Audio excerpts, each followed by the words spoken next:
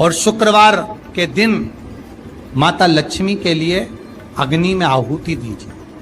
महाराज, शाम के समय पर सूर्यास्त के पहले शिव महापुराण की कथा कहती है, अग्नि पुराण कहती है, नर्मदा पुराण कहती है,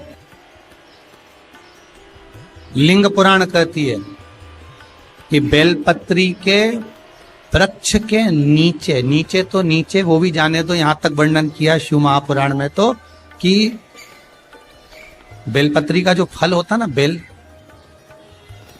बेल फल जो होता है, कहते हैं अगर किसी व्यक्ति के यहाँ लक्ष्मी की कमी होती है, संपदा की कमी होती है, जिसके यहाँ पैसा नहीं आता, धन नहीं आता, तो बेल का जो फल होता है, बेलपत्री का जो फल होता है, उस फल के गूदे को,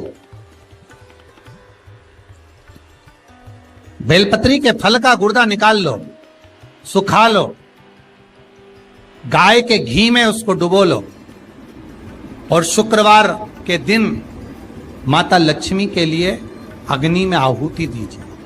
महाराज, शाम के समय पर सूर्यास्त के पहले ये जो आहुतियां हम बेले के गुर्दे के फल की गाय के घी में डुबोकर माता लक्ष्मी और भगवान विष्णु के नाम से देते हैं, महाराज 2 या 3 शुक्रवार करोगे, लक्ष्मी की कभी कमी नहीं आती, संपदा बढ़ती है।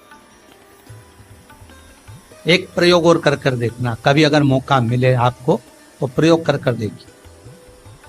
लिंग पुराण के अंदर लिखा हुआ है, शिव पुराण में, लिंग पुराण में और स्कंद पुराण में कहा गया है कि अगर किसी ने बेले के फल का अगर थोड़ा सा भी गुर्दा पाया है, बेले के फल को खाया हो या बेल का रस पिया हो या बेल के फल का जूस पिया हो, अगर वो व्यक्ति का अनायास किसी कारणवश प्राण भी छूट गए हो, तो शिव महापुराण की कथा कहती है कि 27 दिन तक वो बेल के फल का रस उसके नस नस में रहता है, तो उस व्यक्ति को यम नहीं छूते, वो कैलाश पर निवास करता है। मर भी जाता है तो अधोगति में नहीं पड़ता, नरक नहीं भोगता, वो बैकुंठ पद का कामी हो, बैकुंठ का निवासी। ये जो शिव जी को चढ़ती बेलपत्री हुई, शमी पत्र हुआ, मदार का पुष्प, आंकड़े का जो पुष्प हुआ, ये सब साधारण नहीं है। साथ शंकर का एक एक गुण तत्व ग्रहण करने वाले, शंकर का अनुमोदन करने वाले, शिव को एक एक वस्तु जो चढ़ने वाली साधारण नहीं। महाराज, हम तो आपसे निवेदन पहले भी करे, आज फिर करते। मान लो आपको ऐसा लगता है कि घर में बीमारियां ज्यादा घेर रही है, तो एक बेल का टुकड़ा, बेले का फल का एक टुकड़ा अपने ही घर में कहीं पर भी कटोरी में रख दीजिए, शिव का स्मरण, सुख प्रदान करेगा। अगर थोड़ा बहुत रोग आ भी गया, निकल जाएगा, पर बड़ी बीमारी में कोई फंस नहीं पाएगा, ज्यादा जनहानि नहीं होगी, तकलीफ नहीं भोग पाएगा। शिव को प्रिय है। फिर वही स्कंद पुराण का संवाद आ गया। बेलपत्री के वृक्ष की जो जड़ होती है, उस जड़ के अंदर 33 कोटि देवताओं का निवास होता है। 68 करोड़ तीर्थ बेलपत्री के पेड़ के नीचे रहते हैं।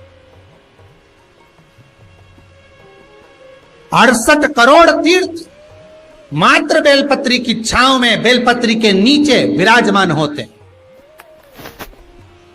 अगर आपके मन में कभी कभी भाव उत्पन्न हो जाए ना कि मेरे को कहीं तीर्थ करने जाना है और अभी मौका नहीं मिल रहा, तीर्थ जाने का, अभी तो लॉकडाउन चल रहा है और अभी सब दूर बीमारी फैली हुई है, कहीं नहीं जा सकते, तो जब लॉकडाउन हट जाए, बीमारी समाप्त हो जाए और तीर्थ जाने का मन करे, तो किसी बेलपत्री के पेड़ के नीचे 5 मिनट जाकर बैठ जाए और जप लो, श्री शिवाय नमस्तुभ्यम। जितने बैठे हो टीवी के सामने प्रेम से बोलो, श्री शिवाय नमस्तुभ्यम। जितने टीवी के सामने बैठे, एक बार फिर से बोलो, श्री, साथ में बोलो, आगे आगे नहीं। श्री शिवाय नमस्तुभ्यम।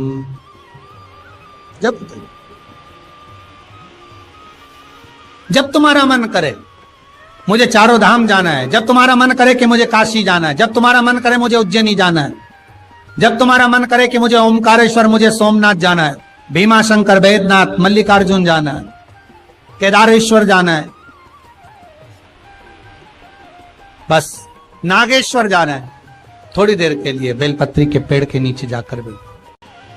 68,000 तीर्थ सब बेलपत्री के वृक्ष के नीचे विराजे। जहां पर देवराज के प्राण छूटे वहां बेलपत्री का पौधा है, बेलपत्री का वृक्ष है। हिंदू धर्म में आज भी रीति है, मरने वाले व्यक्ति, अब तो ये कोरोना महामारी में ना गाड़ी में भरे ने लेकर चले गए और जला दिया, पर पहले जो नियम था शास्त्रार्थ के अनुसार, जब कोई व्यक्ति मरता था उसको कंधे पर लेकर जाते थे, तो ले जाने के बाद में बीच राह में एक स्थान ऐसा आता था जहां पर अर्थी को उतारते थे। विश्राम स्थल पर उस अर्थी को उतारा जाता था, और वो केवल विश्राम स्थल ऐसे नहीं होता था, वहां पर बेलपत्री का पौधा होता था, पेड़ होता था। उस बेलपत्री के वृक्ष की छांव उस मुर्दे पर भी पड़ जाती थी तो उसको यम की कैद नहीं भोगना पड़े, उसको यम की तृण नहीं भोगना पड़े। इसलिए उस बेलपत्री के पौधे के नीचे उसको विश्राम दिया जाता है, बेलपत्री के पौधे के नीचे उसको विश्राम दिया।